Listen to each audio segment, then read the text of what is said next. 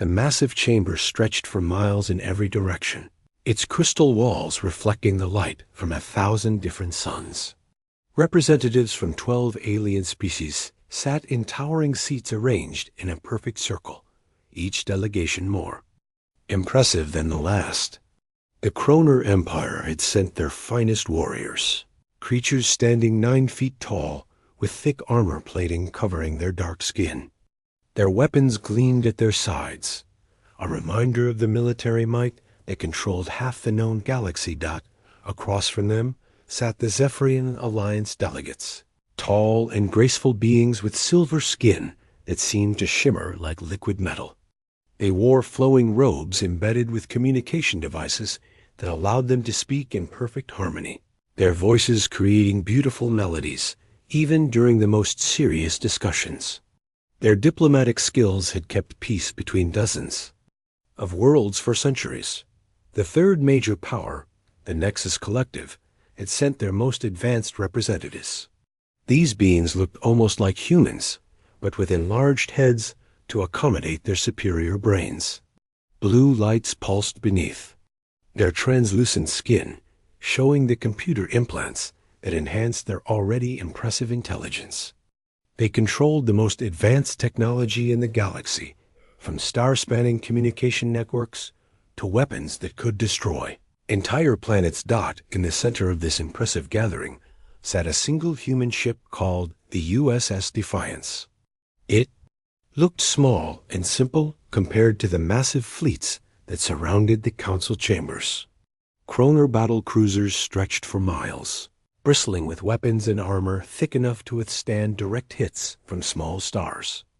Zephyrian diplomatic vessels gleamed like jewels, their beautiful designs hiding advanced shield systems and peaceful but effective defensive weapons.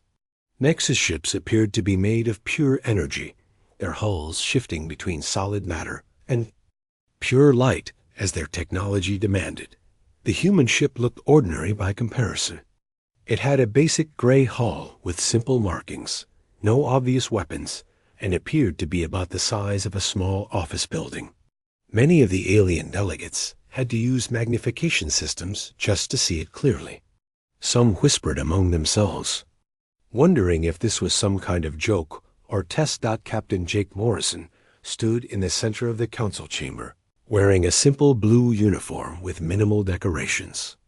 He was a middle-aged man with graying hair and calm brown eyes that seemed to take in everything around him without showing surprise or fear.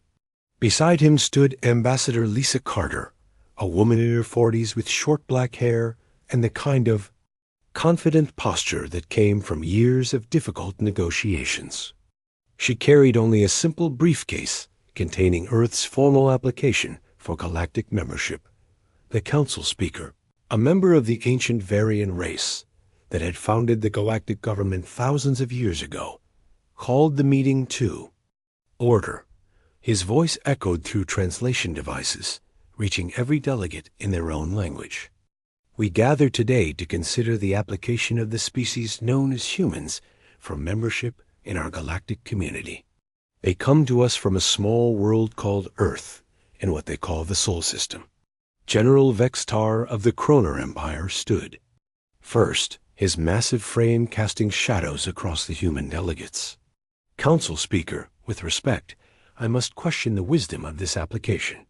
These humans present themselves with a single ship, one vessel to represent an entire species seeking membership among the greatest powers in the galaxy.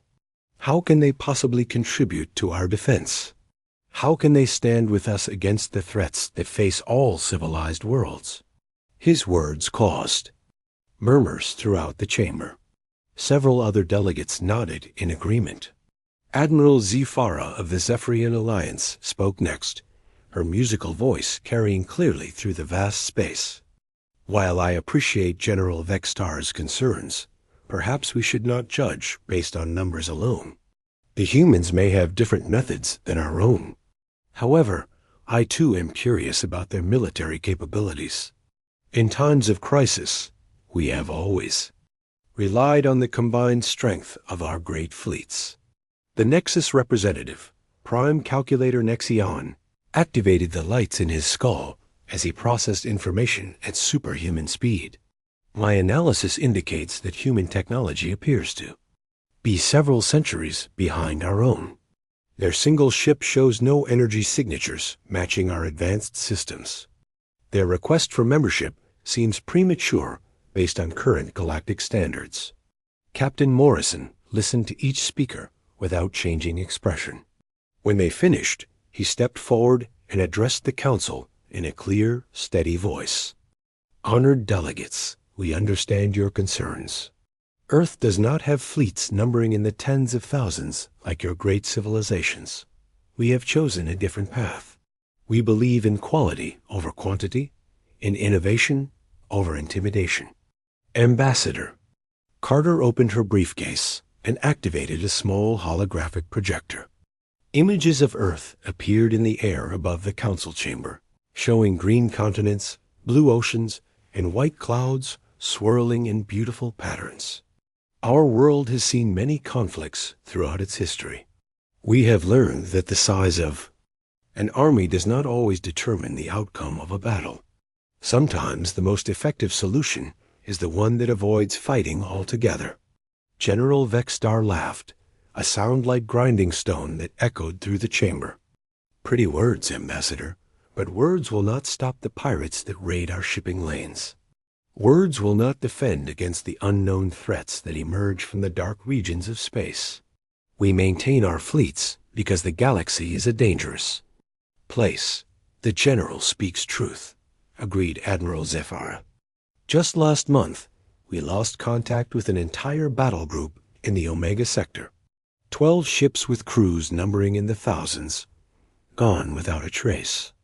We need allies who can stand with us in force when such mysteries threaten our people. Captain. Morrison nodded thoughtfully. We are aware of the disappearances in Omega Sector. In fact, we have been monitoring the situation with great interest. If the Council would permit it, we would be willing to investigate this matter as a demonstration of our capabilities. The chamber fell silent. The idea that a single human ship would volunteer to enter a region where entire fleets had vanished seemed either incredibly brave or incredibly foolish. Prime Calculator Nexion's skull lights pulsed rapidly as he processed the implications. Captain Morrison, are you suggesting that your one ship can succeed where our combined fleets have failed? I am suggesting that we can try, Morrison replied. Simply, sometimes a different approach yields different results. The council speaker raised his hand for attention. The council will consider your proposal, Captain Morrison. However, we must discuss this matter among ourselves first. You and Ambassador Carter will be given quarters aboard the Zephyrian diplomatic vessel while we deliberate.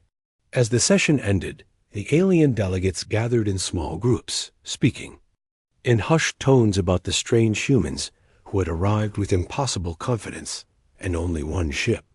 Some thought them brave, others thought them insane, but all agreed that they were unlike any species they had encountered before. Captain Morrison and Ambassador Carter returned to the USS Defiance, where their crew waited for orders. The ship might look simple from the outside, but inside it contained technologies and capabilities that would have amazed the alien observers, if only they had known what to look for. 3 days later, the Galactic Council reached their decision. The Council speaker's voice carried across the chamber, with the weight of ancient authority, as he addressed Captain Morrison and Ambassador Carter. The Council has voted to grant your request, humans. You may attempt to investigate the mystery of Omega Sector. However, we must warn you that 7 different expeditions have entered that region in the past 6 months. None have returned. We expect you to call for reinforcements from your homeworld before proceeding. Captain Morrison stood calmly before the assembled delegates. Thank you for this opportunity, Council Speaker. We will depart for Omega Sector immediately. General Vexstar leaned forward in his massive seat, confusion clear in his glowing red eyes. Captain, did you not hear what the Council Speaker just said? We expect you to summon your fleet. Surely your people will send additional ships to support this dangerous mission. The USS Defiance is sufficient for our needs, Morrison replied. Without hesitation, the alien delegates exchanged glances of disbelief. Some shook their heads sadly, already writing off the humans as another casualty of the mysterious threat that haunted Omega Sector.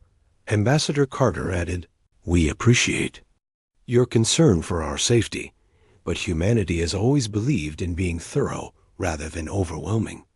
Sometimes the best approach is the careful one." Admiral Zephyra's musical voice carried a note of genuine worry. "Ambassador Carter, I must urge you to reconsider. The ships we have lost in Omega Sector were not small patrol vessels. The Kroner Empire sent their heavy battle cruiser Iron Thunder with a crew of 3,000 warriors. The Nexus Collective dispatched their most advanced exploration ship, the Mind's Eye, equipped with technology that could scan entire star systems in minutes. Even our own diplomatic vessel, Harmony of Stars, which carries defensive systems that have never failed in 2 centuries of service, vanished without sending so much as a distress signal." Captain Morrison nodded respectfully. "We understand the risks, Admiral. However, we believe that our approach may yield different results than those attempted by previous expeditions."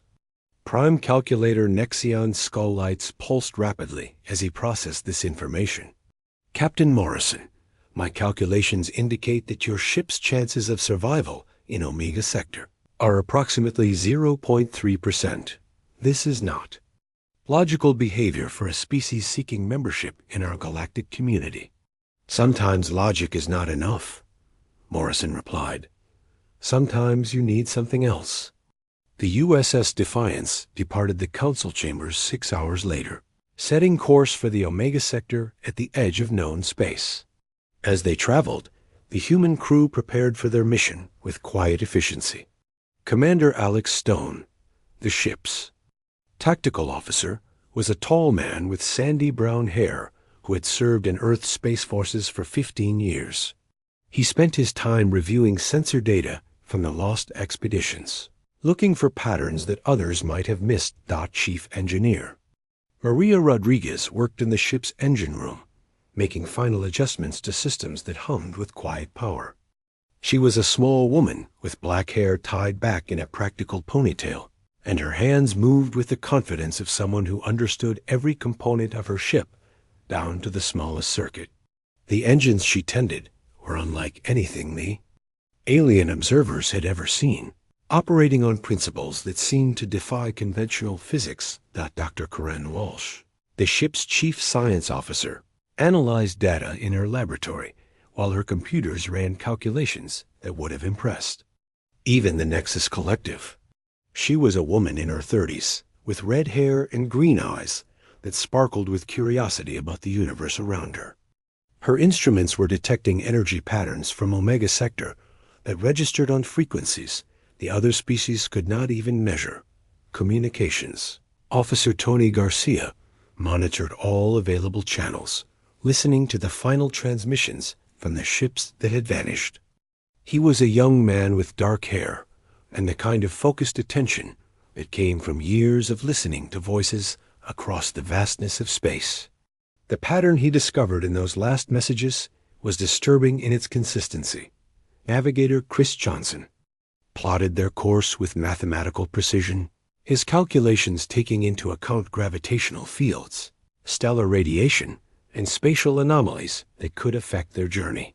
He was a quiet man with brown hair who preferred numbers to words, finding comfort in the reliable nature of mathematics, even when facing the unknown dot as they approached the edge of Omega Sector. Captain Morrison called his senior staff to the bridge. The main view screen showed a region of space that looked normal at first glance, filled with the usual scattering of stars and cosmic dust. But something felt wrong about it, as if the very fabric of space was holding its breath. Commander Stone reported his findings first. "Captain, I've analyzed the final transmissions from all 7 lost expeditions. They all followed standard military protocols. entering the sector in battle formation with shields raised and weapons ready. Each expedition detected something on their sensors just before they vanished, but the readings make no sense according to any known physics. Dr. Walsh added her observations. The energy signatures from this region are unlike anything in our databases. Whatever is out there operates on principles that our current understanding of science cannot explain. It's as if the normal laws of reality function differently in Omega Sector. Tony Garcia looked up from his communication console with concern evident in his voice. Captain, I've been listening to the background radiation patterns from this area. There's something artificial about them, like an echo of voices speaking in a language that no translator can understand. It's been growing stronger as we get closer. Navigator Johnson reported their position. We're now at the official boundary of Omega Sector, Captain. From this point forward, we'll be in uncharted territory, where 7 expeditions have disappeared without explanation. Captain Morrison studied the view screen thoughtfully. The stars ahead looked no different from those behind them, but every member of his crew could feel something waiting in the darkness between worlds. Take us in, Mr. Johnson. Standard approach, but keep our systems ready for anything unusual. As the USS Defiance crossed into Omega Sector, their sensors immediately began detecting anomalies that defied explanation. Space itself seemed to ripple around them like water, and distant stars flickered in patterns that hurt to watch. Whatever had destroyed the previous expeditions was still out there, waiting in the cosmic shadows for its next victim to arrive. The USS Defiance drifted through a graveyard of dreams and metal that stretched across 3 star systems. Massive Kroner battlecruisers floated like dead whales in the cosmic ocean. Their thick armor plating tore apart as if giant claws had ripped through steel. A once mighty iron thunder hung in 2 pieces, its crew compartments open to the vacuum of space. Elegant Zephyrian diplomatic vessels that had once gleamed like silver jewels now tumbled slowly through the darkness, their beautiful hulls twisted into impossible shapes. Dr. Karen Walsh stood at her science station, her instruments working frantically to analyze the wreckage around them. Captain, these ships weren't just destroyed by conventional weapons. The metal itself has been altered at the molecular level. Whatever did this was able to change the basic structure of matter, turning solid steel into something that flows like liquid. Commander Alex Stone examined tactical readings from his console, his face growing more concerned with each new discovery. Sir, the damage patterns are completely unlike anything in our military databases. These ships didn't explode from the inside or get hit by external weapons. It's as if their atomic bonds just stopped working and everything fell apart at once. Communications. Officer Tony Garcia pressed his headphones closer to his ears, listening to fragments of final transmissions that still echoed through space. Captain, I'm picking up the last messages from the Nexus ship Mind's Eye. The crew reported detecting something massive on their sensors, but their instruments couldn't identify what it was. Then their voices just stopped mid-sentence, like someone turned off a radio. Navigator Chris Johnson studied the positions of the destroyed vessels with mathematical precision. Captain, these ships were arranged in standard military formations when they died. The Kroner fleet was in attack position. The Zephyrian vessels were maintaining diplomatic spacing, and the Nexus ships were spread out for maximum sensor coverage. Whatever killed them struck all of them simultaneously across hundreds of thousands of miles. Captain Morrison walked between the workstations, his calm demeanor unchanged, despite the evidence of destruction surrounding his ship. Dr. Walsh, can your instruments detect what caused this molecular breakdown? I'm reading energy signatures that shouldn't exist, Captain. The residual radiation suggests something was interfering with the fundamental forces that hold atoms together, but the technology required for that kind of manipulation is centuries beyond anything the known species possess. Chief Engineer Maria Rodriguez called from the engine room through the ship's communication system. Captain, my instruments are detecting massive structures in the outer region of this sector. They're partially hidden behind a nebula, but they're definitely artificial. Each one appears to be roughly the size of Earth's moon. The bridge crew exchanged glances of surprise and concern. Structures that large would dwarf even the greatest achievements of galactic civilization. Commander Stone brought up long-range sensor data on the main view screen, revealing shadowy shapes that seemed to absorb light rather than reflect it.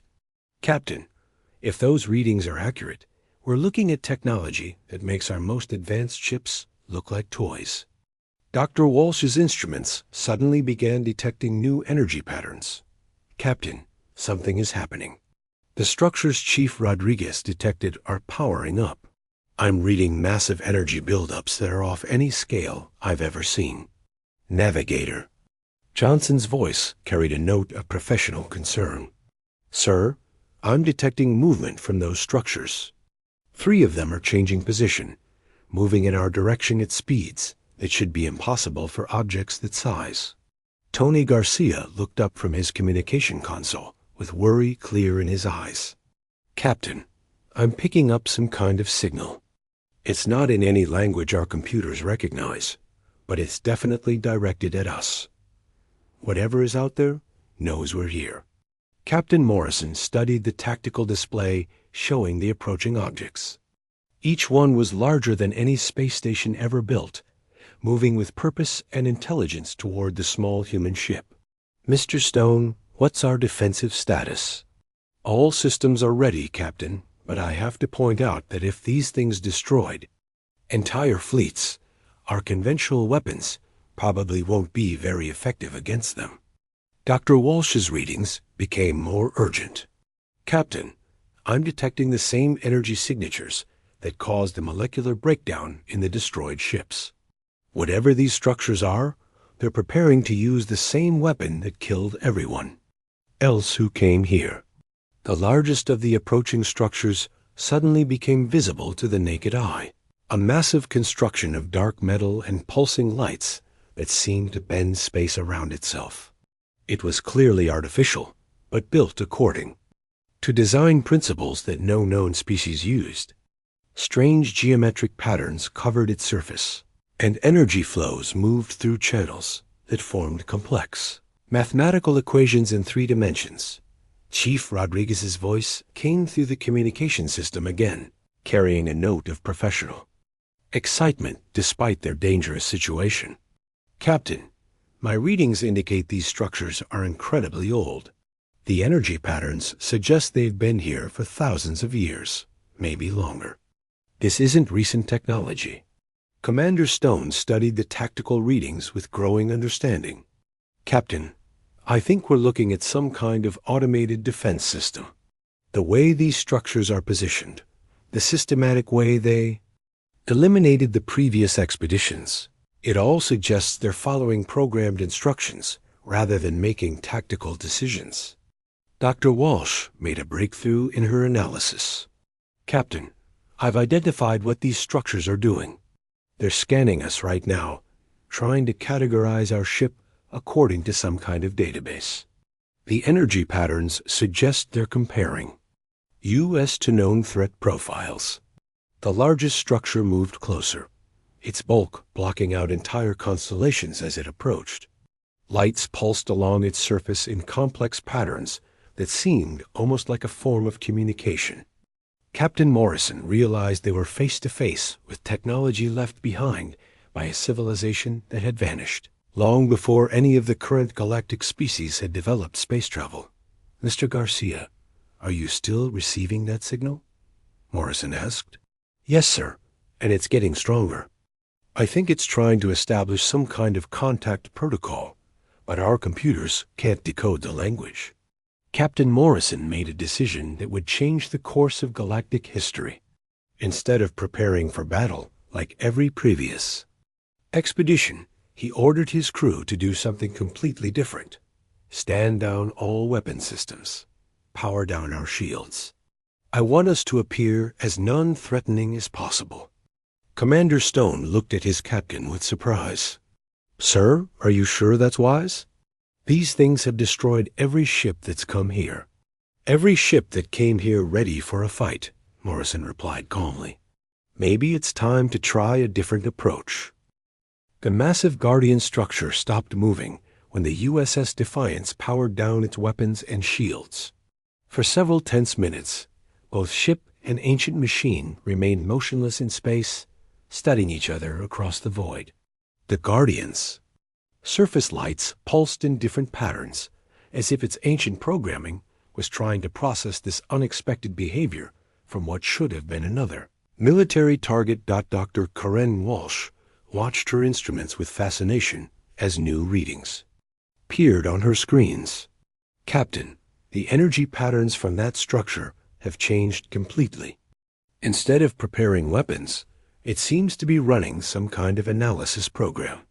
It's scanning our ship with methods I've never seen before. Communications Officer Tony Garcia adjusted his equipment to better receive the alien signals. Sir, the transmission we've been receiving is becoming clearer. My computers still can't translate it, but the mathematical patterns suggest it's asking us questions. It wants to know what we are and why we're here. Captain Morrison studied the massive structure through the main view screen.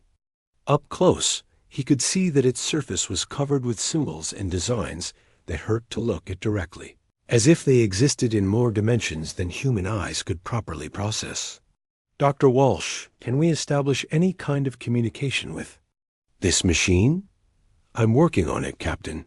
The signal patterns suggest it uses quantum-level communication methods. If I can modify our communication array to match its frequency, we might be able to make contact. Chief Engineer Maria Rodriguez called from the engine room with excitement in her voice. Captain, I'm detecting something incredible. This Guardian structure isn't just ancient technology. It's learning technology. The energy patterns show it's adapting its systems in real time, trying to understand us the same way we're trying to understand it. Commander Alex Stone monitored the tactical situation while keeping his weapons offline as ordered. Captain, 2 more Guardian structures are approaching from different directions. They're moving slowly, and their weapon systems appear to be powered down. I think they're curious about us rather than hostile. Navigator Chris Johnson tracked the movements of all 3 massive structures with mathematical precision. Sir, they're positioning themselves around us in a formation I don't recognize. It's not an attack pattern or a containment strategy. If I had to guess, I'd say they're trying to communicate through positioning. Dr. Walsh made a breakthrough in her communication efforts. Captain, I've managed to establish a basic mathematical dialogue with the lead Guardian. It's showing me number sequences, and I'm responding with our own mathematical constants. We're building a foundation for more complex communication. The Guardian structure's lights suddenly shifted to a new pattern, and a low humming sound filled the bridge of the Defiance. Tony Garcia's translation computers began working frantically as new signals flooded their communication systems. Captain, something's happening. The signal strength just increased by a factor of 10, and I'm getting patterns that look almost like language structure. Captain Morrison felt the weight of the moment. What is it trying to tell us, Mr. Garcia?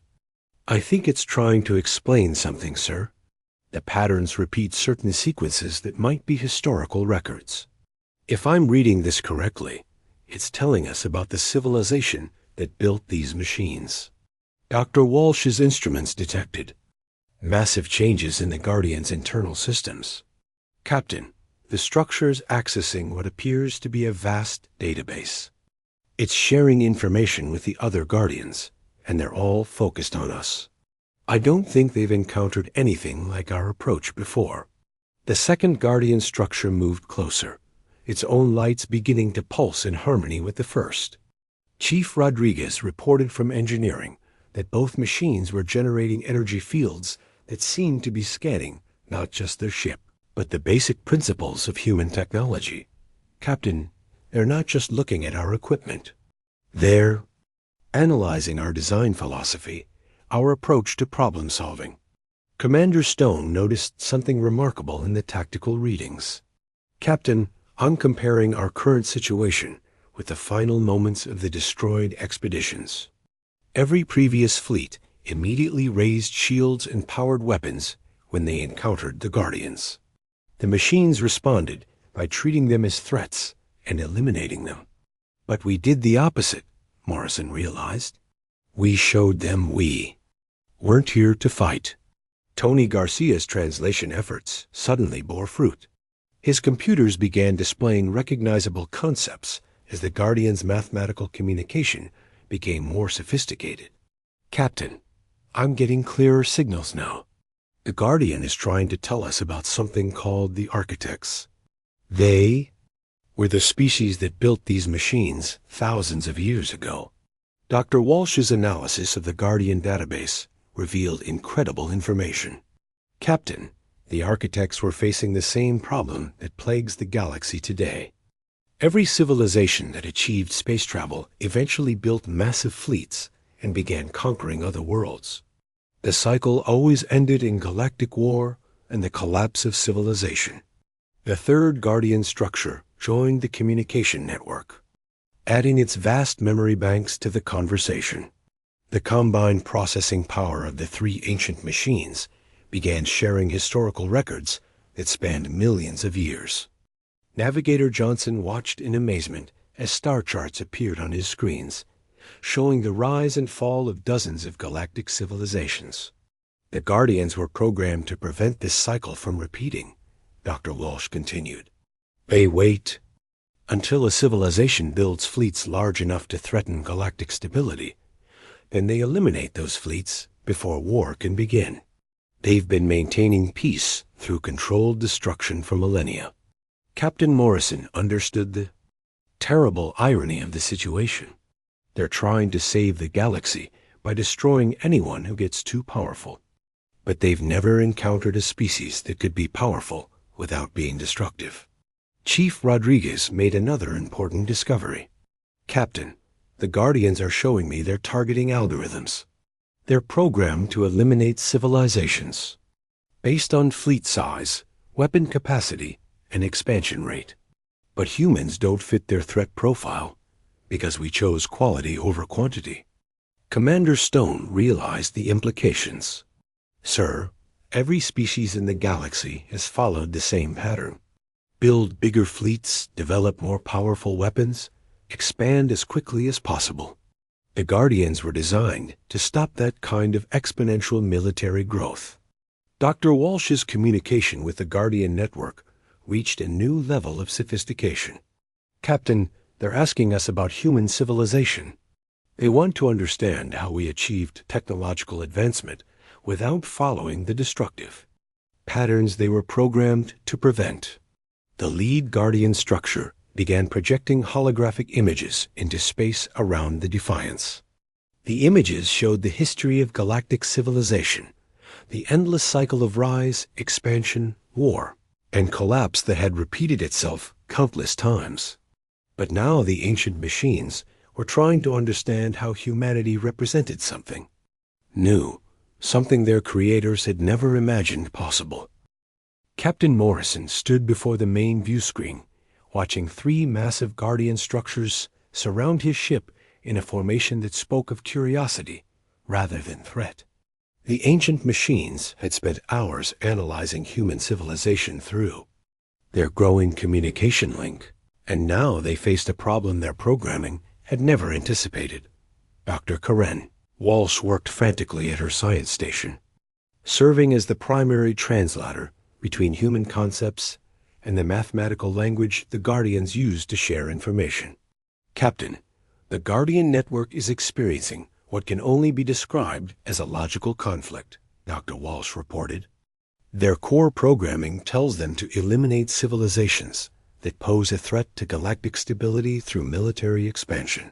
But humans don't fit that pattern, and they're trying to understand why."